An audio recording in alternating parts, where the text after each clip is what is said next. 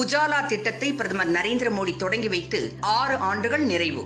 இந்த திட்டம் மூலம் ஆண்டிற்கு 47.65 பில்லியன் கிலோவாட் மின்சாரம் சேமித்து மத்திய அரசு மாபெரும் சாதனை. குறைந்த மின்சாரம், அதிக வெளிச்சம், மலிவு விலை விளக்குகள் என்ற இலக்குடன் அனைவருக்கும் LED பல்புகள் வழங்கும் உஜாலா திட்டம், தேசிய தெருவிளக்கு திட்டம் ஆகியவற்றை பிரதமர் திரு நரேந்திர மோடி அவர்கள் கடந்த 2015ஆம் ஆண்டு ஜனவரி மாதம் 5ஆம் தேதியன்று தொடங்கி வைத்தார். இந்த திட்டங்கள் இன்றுடன் மிகப்பெரிய வெற்றியை அளித்து 6 ஆண்டுகளை நிறைவு செய்துள்ளன என்று இந்திய மின்சக்தி துறை தெரிவித்துள்ளது.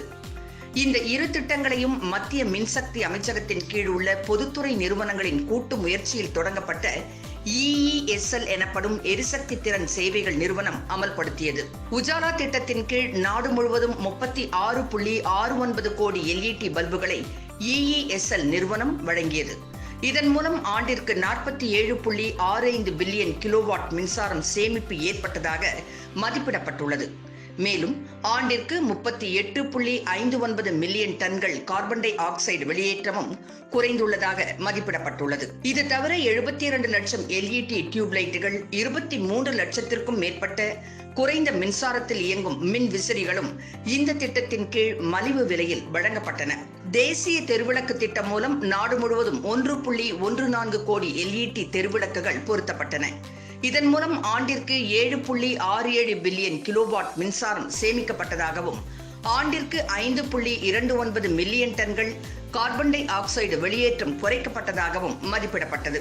இதன் மூலம் நகராட்சிகளின் மின் கட்டணத்தில் ரூபாய் 5210 கோடி சேமிப்பு ஏற்பட்டதாகவும் மதிப்பிடப்பட்டுள்ளது. இந்த இலக்குகளை அடைந்ததற்கு மத்திய மின்சக்தித்துறை அமைச்சர் திரு RK சிங் EESL நிறுவனத்திற்கு வாழ்த்துக்கள் தெரிவித்துள்ளார். மேலும் உஜாலா மற்றும் தெருவிளக்கு திட்டம் ஆகியவை சமூக பொருளாதார மாற்றத்தில் மையமாக உள்ளன. அவை கார்பன் உமிழை குறைத்தது, ஒருங்கிணைந்த வளர்ச்சியை ஏற்படுத்தியதோடு மட்டுமல்லாமல் நாடு முழுவதும் வீட்டு விளக்குகள், தெருவிளக்குகள் அமைப்பையும் மாற்றி அமைத்துள்ளன. இந்த திட்டத்தை வெற்றிகரமாக அமல்படுத்தி இந்திய மின்சக்தி துறையின் மாற்றத்தில் 6 ஆண்டுகள் நிறைவு செய்ய முக்கிய காரணமாக இருந்த பிரதமர் திரு நரேந்திர மோடி அவர்களை வணங்கி நான் வாழ்த்துகிறேன் என்றும் அமைச்சர் RK சிங் கூறினார்.